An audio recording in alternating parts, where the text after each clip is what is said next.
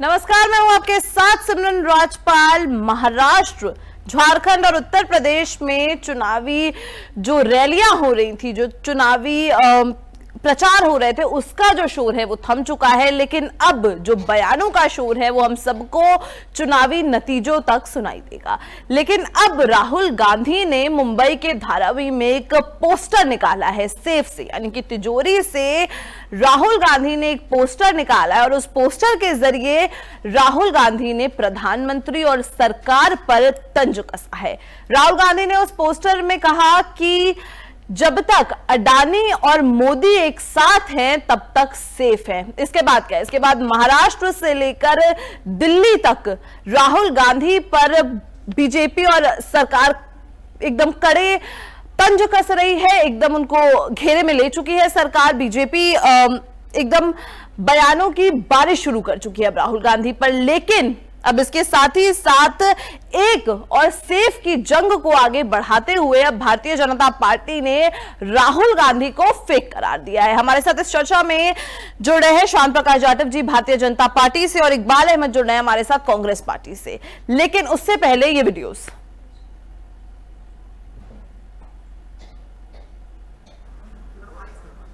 ये है नरेंद्र मोदी जी का एक है तो सेफ है। ये देखिए, एक है तो सेफ है।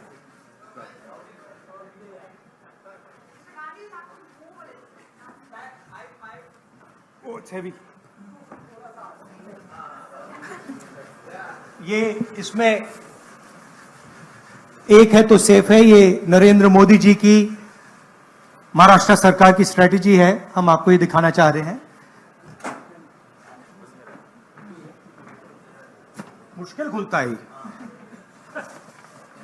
ये पकड़िए। ये देखिए, एक है तो सेफ है, देख लीजिए। और ये स्ट्रैटेजी का लक्ष्य है, देखिए, एक है तो सेफ है। धारावी का मैप है, ये भी दिखा दीजिए। दूसरा पोस्टर दीजिए। ये एक लाख करोड़ रुपए का धंधा चल रहा है।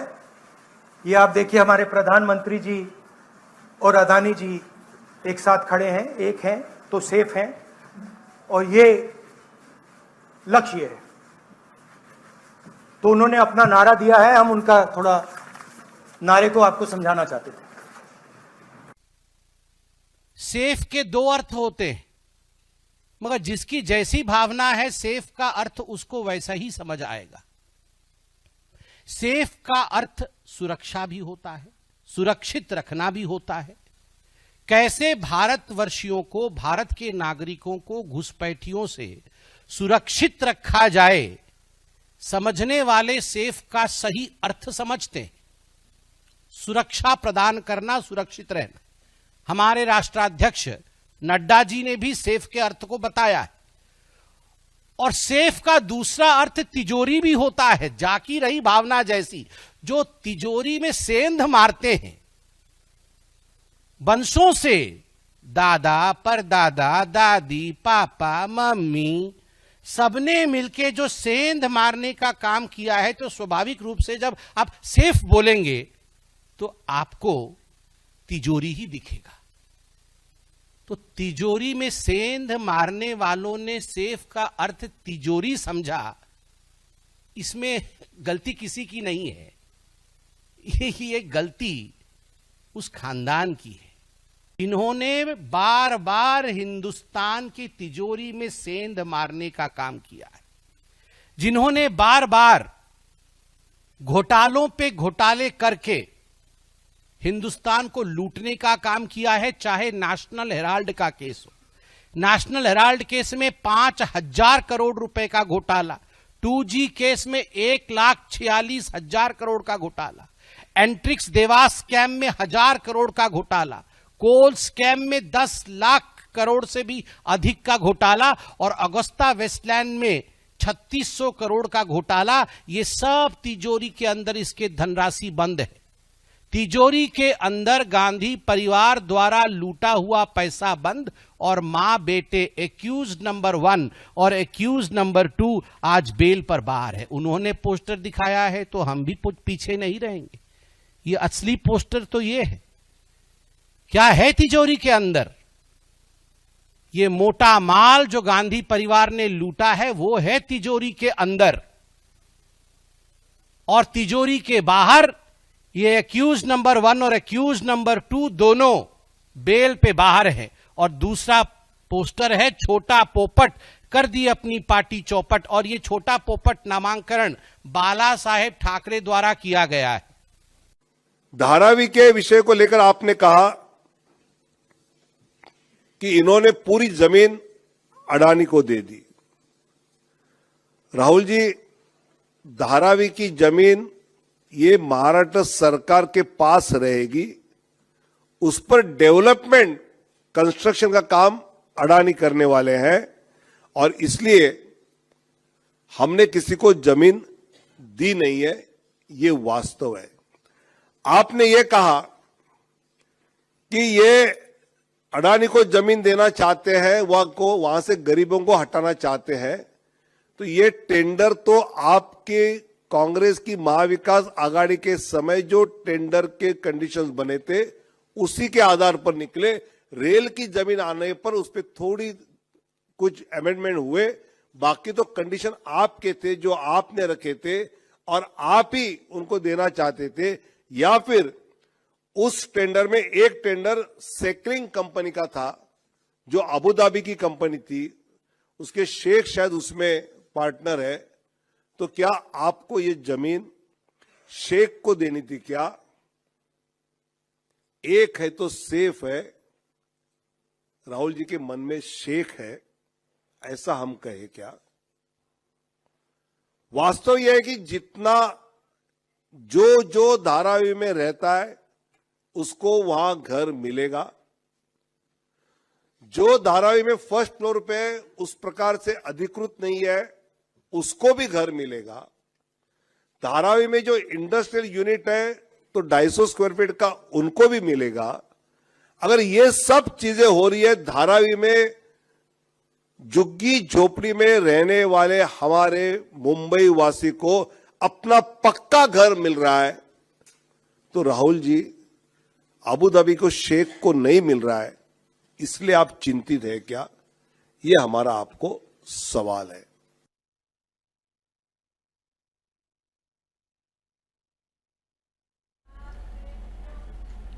शांत प्रकाश जी से हम पहला सवाल लेंगे।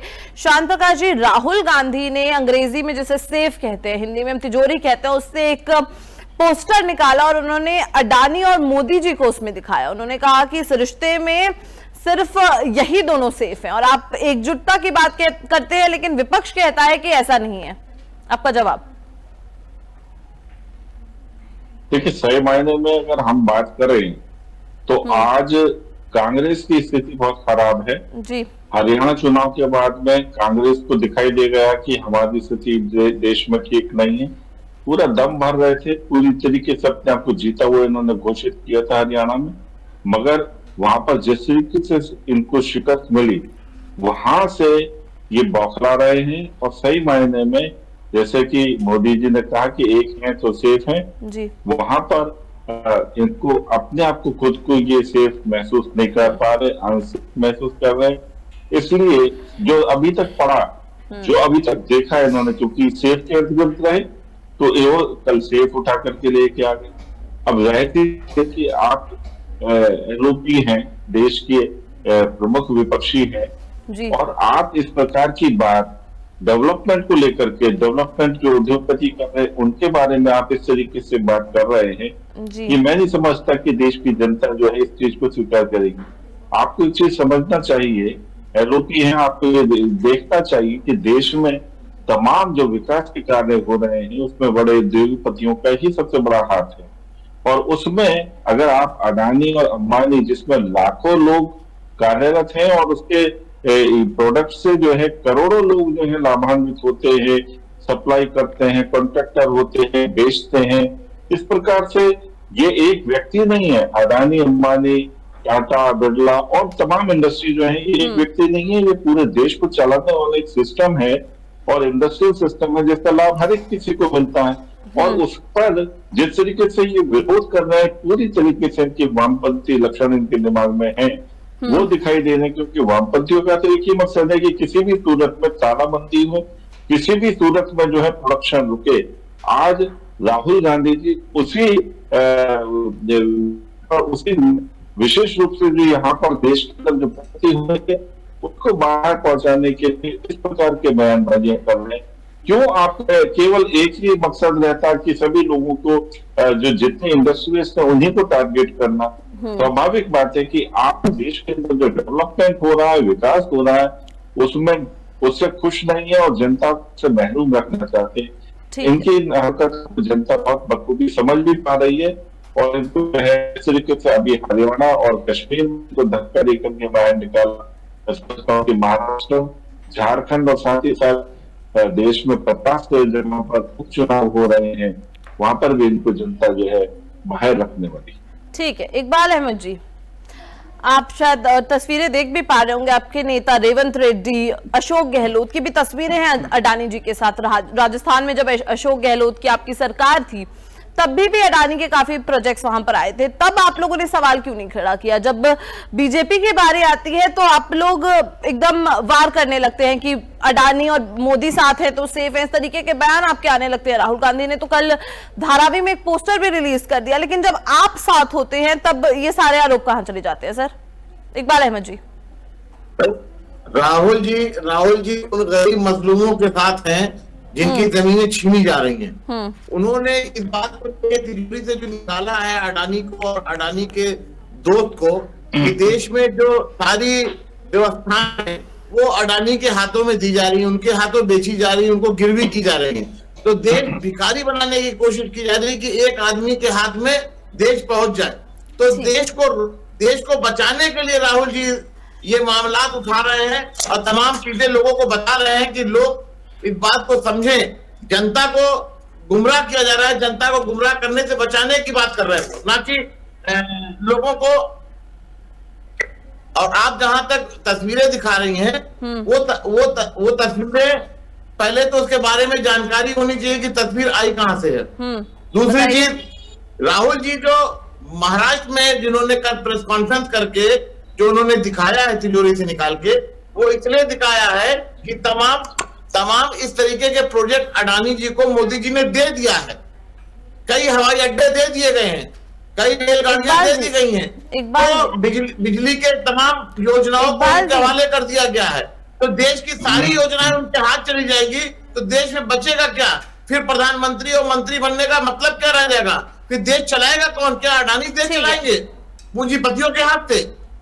ठीक है, अब हम आपको पहले हम श्याम प्रकाश जाटव जी से जवाब लेंगे, लेकिन उससे पहले अडानी का जो ये धारावी डेवलपमेंट प्रोजेक्ट है उसके बारे में हम आपको कुछ बताना चाहेंगे। जो ये प्रोजेक्ट है, खैर आप तो देख ही रहे होंगे पहले कि कांग्रेस नेता राहुल गांधी लगातार इस मुद्दे को लेकर भाजपा और केंद्र सरकार पर हावी हो रहे हैं कि उनका कहना है कि सारी जो प्रॉपर्टी है गरीबों की वो भाजपा सरकार देना चाह रही है अडानी को। लेकिन उन्होंने धारावी की जमीन को लेकर अडानी ग्रुप पर एक बड़ा आरोप लगाया है। धारावी की जमीन बेशकीमती और ये करीब 600 एकड़ से अधिक में फैली हुई है।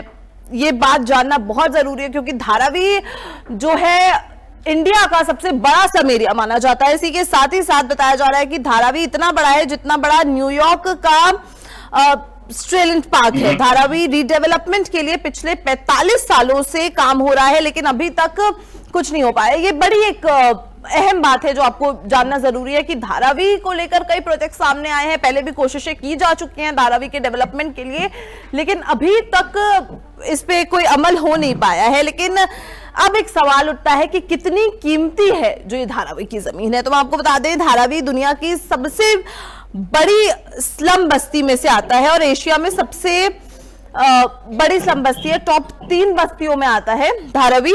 और धारावी में रहने वालों का जो आंकड़ा है वो लगभग 8 से 9 लाख लोग। जी हाँ, हम आपको बता रहे हैं 8 से 9 लाख लोग आज की डेट में धारावी में रह रहे हैं। धारावी की जमीन की कीमत का अंदाजा अब इसी बात से लगा सकते हैं कि अगल बगल कई रेलवे स्टेशनों से घिरा हुआ है धारावी। इसी के साथ ही साथ बांद्रा कुर्ला कॉम्प्लेक्स से ये कुछ ही मीटर दूर है और बांद्रा कुर्ला कॉम्प्लेक्स वहां का सबसे पॉश इलाका माना जाता है। और इसी के साथ ही हम आपको एक और बड़ा अपडेट दे दें इस मामले से जुड़ा। 1980 में रीडेवलपमेंट के धारावी के रीडेवलपमेंट का एक प्रयास पहले भी किया जा चुका है। इसी के साथ ही साथ हम आपको बता दें धारावी को डेवलप करने का प्रयास सबसे पहले 1980 में हुआ था, लेकिन ये असफल रहा। इसके बाद 2004 में महाराष्ट्र की सरकार ने फिर से इसे डेवलप करने की सोची, लेकिन ऐसा नहीं हो पाया, ये फेल हो गया उस समय भी। और उस दौरान ये फैसला लिया गया था कि 1 जनवरी 2000 से पहले जो भी लोग यहाँ रहते हैं उन्हें 3000 स्क्वायर फीट का घर सरकार की तरफ से फ्री में दिया जाएगा। ये हम आपको बता रहे हैं जब ये पहले प्रयास किए गए थे उसके बारे में। अब बाकी जगहों पे कमर्शियल स्पेस बनाया जाएगा, हालांकि ये भी संभव नहीं हो पाया। तो अब देख रहे हैं कि किस तरीके से जो धारावी को डेवलप करने के प्रयास थे वो असफल होते रहे। लेकिन अब एक सवाल उठता है कि पहला जो टेंडर था, हम आपको ये भी बता दें कि अगर हम पिछले आंकड़ों की भी बात कर रहे हैं तो हम आपको बता दें कि जो पहला टेंडर था धारावी का वो रद्द हो चुका था। इसके बाद 2018 में महाराष्ट्र की भाजपा शिवसेना सरकार ने एक बार फिर से इस पर काम शुरू किया था। जब ये भाजपा और उद्धव ठाकरे एक साथ थे तब की बात हम आपको बता रहे हैं। उसके बाद दोनों शिवसेना दो अलग अलग गुटों में बटी, लेकिन तब शिवसेना एक ही हुआ करती थी। इस सरकार ने स्पेशल पर्पस का गठन किया और पूर्ण विकास परियोजनाओं को अधुनिक एकदम जारी कर दिया। इसके बाद दुबई की एक कंपनी को टेंडर दिया गया, लेकिन रेलवे की जमीन को लेकर मामला फिर से अटक गया और 2020 में दोबारा से ये जो टेंडर था उसको रद्द कर दिया। लेकिन अब 3 कंपनियों ने भी बोली लगाई थी इस पर, क्योंकि बहुत बड़ा प्रोजेक्ट है जैसा कि हम आप सबको बता ही रहे हैं। इसके बाद 2022 में धारावी को पूर्ण विकास के लिए फिर से टेंडर निकाला गया और इसमें 3 कंपनियों ने बोली लगाई। इसमें अडानी ग्रुप और भी साथ में 2 ग्रुप थे इनके। नमन ग्रुप ने टेंडर की शर्तों को पूरा नहीं किया। नमन ग्रुप एक ग्रुप था जो इस प्रोजेक्ट को अपने हाथ में लेना चाह रहा था, जो इस रीडेवलपमेंट प्रोजेक्ट पर काम करना चाह रहा था, लेकिन वो कुछ शर्त पूरी नहीं कर पाए थे, इसलिए वो इस टेंडर की प्रक्रिया से बाहर हो गए। और इसके बाद अडानी ग्रुप ने लगभग 500 करोड़ रुपए की सबसे अधिक बोली लगाई और इस प्रोजेक्ट का उन्हें काम मिल गया। तो ऐसा नहीं है कि प्रोजेक्ट भी डायरेक्टली अडानी को दे दिया गया था, 3 ग्रुप्स के बीच में बोली हुई थी, कुछ शर्तें थी।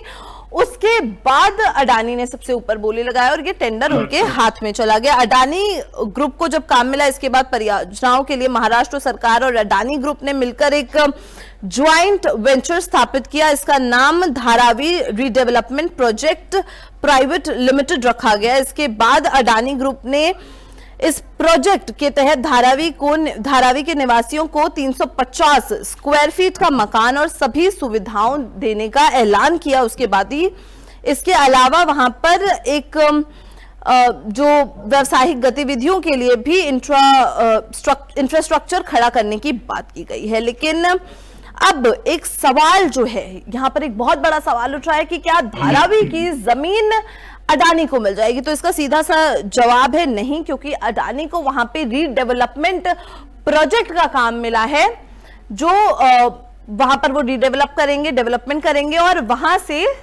फिर अडानी हट जाएंगे और वहां के लोगों को वो घर, वो जमीनें वापस से सौंप दी जाएंगी। वापस चलते हैं अब हम चर्चा पर। श्याम प्रकाश जाटव जी, अब हम आपसे, क्योंकि कांग्रेस प्रवक्ता ने कुछ बातें कही, उस पर भी हम आपसे अब जवाब देना चाहेंगे। और ये बात साफ तौर पर कही गई है कि जो जमीनें हैं वो अडानी के पास नहीं आएंगी, अडानी को सिर्फ वहां पर रीडेवलपमेंट का काम दिया गया हुआ है। शांत प्रकाश जाटव जी, देखिए आपने जिस तरीके से अभी धारावी का जो प्रोजेक्ट है उसको किस तरीके से आगे गवर्नमेंट जो है, वहाँ की स्टेट गवर्नमेंट, उसको किस तरीके से उन्होंने योजना बनाई है, वो आपने बहुत सरल और स्पष्ट भाषा में रख दी। और मैं समझता हूँ कि कांग्रेस के जो प्रवक्ता हैं वो समझ भी पा रहे होंगे कि वहां पर कोई जमीन किसी को अडानी को बेची या उसको तोहफे में नहीं दी गई है, बल्कि अडानी वहां पर एक कंट्रैक्टर है और कंट्रैक्टर की हैसियत से वो वहां पर डेवलपमेंट का काम करने वाला है। मगर इस बात को ये जो कांग्रेस के लोग हैं ये झूठ करके परोसेंगे, क्योंकि इनको यही सूट करता है, केवल झूठ बोलना और भाग जाना, झूठ बोलना और भाग जाना। संविधान की किताब तो लाना मगर उसका कागज करके आना है। 8500 रुपए खटाखट पैसा देंगे मगर फटाफट भाग जाना। आप हिमाचल प्रदेश में टॉयलेट जो हमने पूरे देश में 14 करोड़ से ज्यादा मुफ्त शौचालय बनाए, हिमाचल प्रदेश में टॉयलेट शुल्क पूरी नहीं। तो आप ये लगाएं कि इनकी स्थिति ये है कि इनको जनता से कोई लेना देना नहीं है। इनके पास जो सेफ है, अलमारी है, उस पर भ्रष्टाचार का पैसा भरना है और उसी पर ये पूरी तरीके से टारगेटेड है। आपने कर्नाटक में देखा, इनके मुख्यमंत्री भ्रष्टाचार में लिप्त है, उनके ऊपर मुकदमा चल रहा, कभी भी गिरफ्तारी हो सकती है। और उस मुकदमे के कारण इनकी मल्लिकार्जुन खड़गे उन्होंने भी अपने कई प्लॉट जो मुफ्त में आवंटित करा लिए थे, गलत तरीके से आवंटित करा लिए थे, वो बैगरस होकर के उन्होंने वो वापस कर दिए। आप जैसे पूछें कि वापस क्यों की? ऐसी बात है कि उनके पास में वो अपने आप को सेफ महसूस नहीं कर लेते, वो अपने आप को अनसेफ महसूस कर लेते। ठीक है, इस वजह से, क्योंकि आगे जवाब देना पड़ेगा। इकबाल अहमद जी, ये पूरी तरीके से भ्रष्टाचार में लिप्त हमारा इंडिया अलायंस है, एलओपी हमारे उसके सूत्रधार हैं। और मैं समझता हूँ कि ये लोगों को केवल भ्रष्टाचार से मसला है, इनको किसी भी सूरत में ठीक है शांत प्रकाश जी, ठीक है। इकबाल अहमद जी वो कह रहे हैं हम तो सेफ मतलब एक साथ सुरक्षित रहने की बात कर रहे थे, लेकिन आपको तो सेफ मतलब तिजोरी ही दिखती है। भ्रष्टाचार का आरोप लगा रहे हैं वो आप पर, क्योंकि भ्रष्टाचार इन्होंने 14 से कर रखा है। सिर्फ भ्रष्टाचार ही तो किया इन्होंने, तमाम कंपनियों का सीबीआई और ईडी का छापा डलवा के उनसे चंदा वसूला गया। अगर 2000 करोड़ की कंपनी है तो उससे 2200 करोड़ रुपया ले लिया गया, उससे 1500 करोड़ रुपया चंदा ले लिया गया। अभी सुप्रीम कोर्ट ने इनको फटकार भी लगाई थी ना। ये सारी चीजें सामने खुल गई ना कि भ्रष्टाचार कितना इस सरकार ने किया है। और अडानी जी को देने का मतलब है कि अडानी जी ने ही पूरा सरकार चला रहे हैं। अब अडानी जी के कंट्रोल में पूरी सरकार है। अडानी जी जो चाहते हैं वही होता है। जो उन्होंने कह दिया वो कलम इनकी चलनी है, प्रधानमंत्री की कलम तभी चलती है जब अडानी जी बोलते हैं कि ये कलम चलाई जाए। तो ये जाहिर है पूरा हिंदुस्तान, पूरी दुनिया देख रही है कि एक इंसान के हाथ, एक पूंजीपतियों के हाथ में चलाया जा रहा है। इकबाल अहमद जी, आप जब कह रहे हैं इतने करप्ट हैं अडानी जी, आप के शब्द हैं, आप लोग कह रहे हैं इतना करप्ट इंसान है, तो जब आपके लोग, आपके नेता उनके साथ तस्वीरें खिंचवाते हैं उनसे, अशोक गहलोत की जब राजस्थान में सरकार थी तब वो कह रहे थे वो तोहफे की उम्मीद रख रहे थे अडानी जी से। एक सेकेंड इकबाल अहमद जी, एक सेकेंड बात कंप्लीट करने दीजिए। देखिए वो व्यापारी है, वो व्यापार कर रहे हैं, अडानी जी व्यापार कर रहे हैं। ये तो हम लोगों का काम है, जो प्रधानमंत्री बना होता है, जो मुख्यमंत्री बना होता है, जो स्टेट मिनिस्टर और कैबिनेट मिनिस्टर होता है, ये तो उसको देखना है कि देश किसके हाथों में देना है, योजनाएं किसके हाथों में देना है, जिससे जनता का फायदा हो, जनता जनहित का मामला हो। तो इसमें तो जनता को लूटा जा रहा है। जनता की हर चीज आप ये कहना चाह रहे हैं जब आप उनसे अनाज के वेयर हाउस, अडानी जी को वेयर हाउस दे दिया गया, पूरे हिंदुस्तान में वेयर हाउस बनाओ, अनाज को इकट्ठा कर लो, तमाम चीजें। हिमाचल में क्या इन्होंने सेब के ऊपर पूरा कंट्रोल नहीं कर रखा था। इकबाल जी, आप कांग्रेस की सरकार है। इकबाल जी, आप ये कह रहे हैं कि जब आपके लिए वो काम करते हैं, जब आपकी सरकार में उनके हाथ में कोई प्रोजेक्ट जाता है तब वो डेवलपमेंट के लिए काम करते हैं, और जब बीजेपी की और केंद्र के पास कोई काम जाता है तो वो एकदम ही करप्ट हो जाता है, वो जमीनें दी जाने लगती हैं लोगों की वहां पर, क्योंकि आपके नेता जहां पे भी कांग्रेस की गवर्नमेंट है वहां पे आप बताइए ना कोई ऐसे मुद्दे आए हो कि अडानी जी को इनके हवाले कर दिया गया हो, पूरा प्रदेश इनके हवाले कर दिया गया हो, जिससे बीजेपी क्या उस विपक्ष में बैठी नहीं है जहां भी कांग्रेस की सरकार है। अगर ऐसा आता तो विपक्ष क्यों नहीं चिल्ला पा रहा उस स्टेट पे? आप चाहे राजस्थान की बात कर रही हो, चाहे तेलंगाना की बात कर रही हो, क्या विपक्ष वहां अंधा है या बहरा है? ठीक है, शांत प्रकाश जी जवाब दीजिए। और एक और मुद्दा, जब राहुल गांधी ने सेफ से अडानी और मोदी जी का पोस्टर निकाला, उसके बाद उठा कि आप लोगों ने राहुल गांधी को फेक करार दिया। क्या फेक है राहुल गांधी? क्या आपको ऐसा राहुल गांधी में फेक लगता है? श्याम प्रकाश जाटव जी, उनके आरोपों का भी जवाब दीजिए और मेरे सवाल का भी।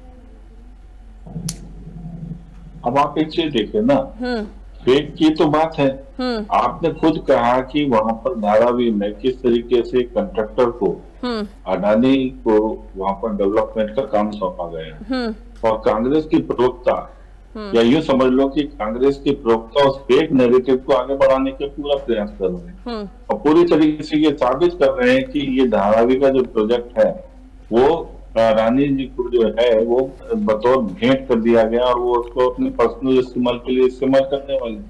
अरे भैया, डेवलपमेंट होगा तो कोई भी कंट्रैक्टर जो है काम करेगा, और उस कंट्रैक्टर के काम करने का ये नहीं होता है कि वो चीज जो है उसको दे दी या उसका मालिकाना हक हो गया। आप लोगों ने पिछले दिनों कितना बड़ा नेगेटिव चलाया कि ताजमहल भी देखे, ये लाल किला बेच दिया गया। अरे लाल किले का डेवलपमेंट करने के लिए, जीर्णोद्धार करने के लिए वहां पर किसी प्राइवेट एजेंसी को कॉन्ट्रैक्ट दिया गया। अब सारी सब जगह जो है ना ये झूठ बोलना चालू कर दिया, फेक जो है ना फैलाना शुरू कर दिया कि लाल किला बेच दिया। इस प्रकार की बातें करके आप क्यों जनता को गुमराह करते हैं? और आपकी ये जो देखिए पढ़ा लिखा वर्ग जो है वो आपकी इस बात को बहुत अच्छी तरह समझता भी है कि आप जो बात कर रहे हैं वो पूरी तरीके से फेक है, गलत है। और राहुल गांधी जी एकदम मास्टर है, उनको मैं अभी पढ़ रहा था कि फेक के उनके इतने मीम्स चलते हैं फेक के, और वाकई कभी रात में देखा जाए तो उनके लगातार मीम्स आते हैं। तो एक हमारे उनकी अलग तरीके की छवि जो है उनके काम करने की शैली ने बना दी है। आप देश के एक प्रमुख पार्टी के जो है ना नेता प्रतिपक्ष है, ऐसी मिसाल दें ताकि लोग सीखें, ऐसी मिसाल दें ताकि उनका भविष्य जो आपके साथ जुड़े हुए हैं नए नौजवान, उनका भविष्य अच्छा बने, अच्छी बातें करें। ठीक है, आप डेवलपमेंट के कामों में इकबाल अहमद जी, वो आपको कह रहे हैं कि आप लोग एक फेक नैरेटिव फैला रहे हैं। हिंदुस्तान के पहले प्रधानमंत्री हैं जिनकी सबसे ज्यादा मिक्री बन रही है, सबसे ज्यादा रीलें बन रही हैं। आज आप देखें सोशल मीडिया पे, अगर मिक्री किसी की रील बनती है तो सबसे ज्यादा प्रधानमंत्री जी की बनती है, मोदी जी की बनती है। अच्छा ठीक है सर, धारावी पे लौट आइए, मोदी जी को भी छोड़िए। प्रधानमंत्री जिनकी मिक्री बनती, और इकबाल अहमद जी धारावी पे आ जाइए। झूठ बोलने वाला कौन था?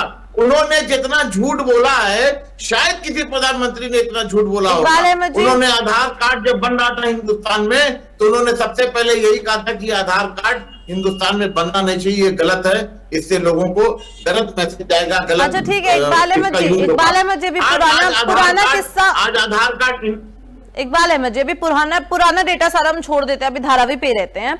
आप लोग इतना सवाल खड़ा कर रहे हैं कि अडानी को जमीन दे रहे हैं, क्योंकि जितना हमने पढ़ा है, जितना हमने समझा है कि वो सिर्फ एक रीडेवलपमेंट प्रोजेक्ट है। लेकिन आप लोग को ऐसा क्या लग रहा है, अगर अडानी के हाथ में एक कॉन्ट्रैक्ट चला गया तो ऐसा क्या प्रॉब्लम हो जाएगी वहां पे रहने वाले लोगों के लिए? क्योंकि आप लोग सवाल खड़े कर रहे हैं। तमाम चीजें इन्होंने कॉन्ट्रैक्ट में दी हैं, जैसे कई जगह के हवाई अड्डे दिए गए, नहीं दिए गए, ये तो सच है ना। हवाई अड्डे दिए गए हैं, वेयर हाउस दिए गए हैं, रेलवे स्टेशन दिए गए हैं, और तमाम ऐसी योजनाएं, तमाम पोल दिए गए हैं।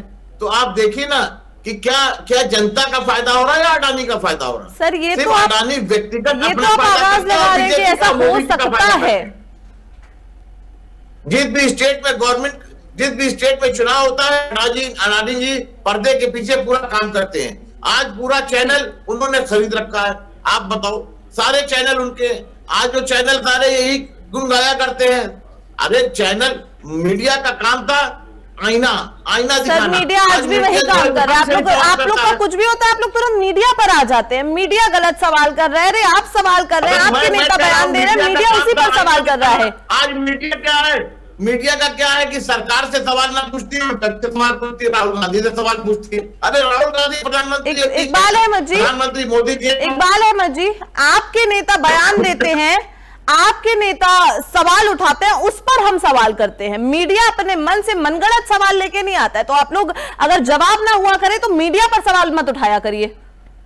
नहीं है जवाब, सीधा बोल दीजिए। आप सवाल इसलिए उठा रहे हैं कि अब जनता जो है मीडिया को कह रही है कि मीडिया विपक्ष से सवाल करता है, सरकार से सवाल क्यों नहीं करता है? सरकार से सवाल तो मीडिया को करना पड़ेगा, आईना तो उन्हीं को दिखाना पड़ेगा। सर, जब सरकार से सवाल करना होता है हम सरकार से भी सवाल करते हैं, जब विपक्ष से करना होता है हम विपक्ष से करते हैं। आप वो सब छोड़ के अब हमारे सवाल के जवाब पर आइए, क्योंकि आप लोग बोल रहे हैं कि अडानी को जमीन दे दी, तो अगर हम आपसे उसके कॉन्स पूछ रहे हैं तो वो आप हमें नहीं बता पा रहे हैं। तो मीडिया पर आप सवाल मत खड़ा करिए, सवाल का जवाब है तो दीजिए, नहीं तो हम आगे बढ़ते हैं अगले सवाल की तरफ। बिल्कुल जमीन दिया गया। राहुल जी ने, अगर ये बात राहुल जी कह रहे हैं तो कहीं ना कहीं तो सच है, तभी तो राहुल जी ने कल तिजोरी कैसे सच है, यही तो मैं आपसे पूछ रही हूँ। का मतलब है कि ये सच्चाई है। धारावाहिक को इनके हवाले कर दिया गया अडानी जी को। अब अडानी जी अपने मनमानी से जो चाहेंगे करेंगे और गरीब बस्तियों को ठीक है इकबाल अहमद जी, ठीक है, कोई बात नहीं। श्याम प्रकाश जाटव जी, एक आखिरी कमेंट आपकी तरफ से। उनके पास जवाब तो है नहीं। देश में जिस तरीके से डेवलपमेंट के काम कर रहे हैं, और डेवलपमेंट के काम के कारण से ही हमें जो है जनता चुन रही है। लगातार 30वीं बार प्रधानमंत्री मोदी जी ने जिम्मेवारी संभाली और प्रधानमंत्री बने, एक बड़ा ऐतिहासिक पक्ष रहा, और वो जनता की लिए ही काम कर रहे हैं, क्योंकि देश लोकतांत्रिक देश है और यहाँ पर लोकतंत्र यानी जनता ही इसका सबसे बड़ा। जनता ने प्रधानमंत्री नहीं बनाया, सवाल का जवाब दीजिए। सरकार है ये बैसाखी ने बनाया प्रधानमंत्री, जनता ने उनको उखाड़ फेंका है। इकबाल अहमद जी, आज हम जिस तरीके से 30वीं बार सरकार चला रहे हैं और तमाम जगहों पर हम, जैसे हरियाणा में और तमाम जगहों पर हम लोग जीत कर रहे हैं, वोट हमारे मिल रहे हैं। महाराष्ट्र और तमाम जो झारखंड में जो चुनाव है और उपचुनाव है, इसमें भी हम बहुत अच्छी जीत हासिल करेंगे, क्योंकि हमारा मकसद एक ही है, डेवलपमेंट। और डेवलपमेंट इकबाल अहमद जी से मैं आखिरी एक कमेंट ले लेते हैं, और हर जरूरतमंद को। इकबाल अहमद जी, ठीक है शांत प्रकाश जी, ठीक है। इकबाल अहमद जी, बीजेपी राहुल गांधी को फेक करार दिया है बीजेपी ने, इस पर आपका जवाब और इसके साथ ही साथ एक आखिरी कमेंट आपकी तरफ से भी धारावी प्रोजेक्ट को लेकर। हिंदुस्तान में सबसे बड़ा अगर फेक कोई बात करते हैं और फेक काम करते हैं तो वो है प्रधानमंत्री मोदी जी। आज ये सारी चीजें आप निचोड़ देख लीजिए, अभी तक जो भी उन्होंने बोला है टोटल फेक बोला है। आज इंटरव्यू जितने भी दे रखा था उन्होंने पहले, आज सारे इंटरव्यू आज सोशल मीडिया पे चल रहे हैं कि उन्होंने जो जो कहा वो सारी चीजें झूठी साबित हो रही। 15 लाख देने की बात की, वो भी झूठी साबित हुई। तमाम ऐसी बातें उन्होंने कही हैं जो झूठ में साबित होकर दिख रहा है। उन्होंने कहा कि जितना पैसा स्विट्जरलैंड में रखा हुआ मैं वापस ले आऊंगा सरकार बनने के बाद। आज तक स्विट्जरलैंड का नाम नहीं लिया उन्होंने, किसी स्विस बैंक का नाम नहीं लिया। तो उन्होंने जितना फेक बात की, शायद किसी ने इतनी बात की। राहुल गांधी ऐसा सच्चा इंसान पूरे हिंदुस्तान में अगर नहीं है तो अकेला इंसान है राहुल गांधी, जो आज लड़ रहा है झूठे लोगों से। ठीक है, फिलहाल के लिए वक्त हमें इतने की इजाजत देता है। महाराष्ट्र, झारखंड और उत्तर प्रदेश में जो चुनाव प्रचार चल रहे थे उसका दौर थम चुका है, लेकिन बयानबाजी अभी भी बहुत हाई है। जो चुनावी गर्मी है अभी भी वो बहुत बढ़ी हुई है और ये शांत होगी 23 नवंबर को चुनावी नतीजे आने के बाद। फिर से हम एक बार बैठेंगे, फिर से इन मुद्दों को हम दोबारा से उठाएंगे, देखते हैं किसकी सरकार बनती है और किसकी सरकार को इस बार महाराष्ट्र, झारखंड और उत्तर प्रदेश की जनता बाहर का रास्ता दिखा देती है। फिलहाल के लिए इतना ही, बने रहे हमारे साथ।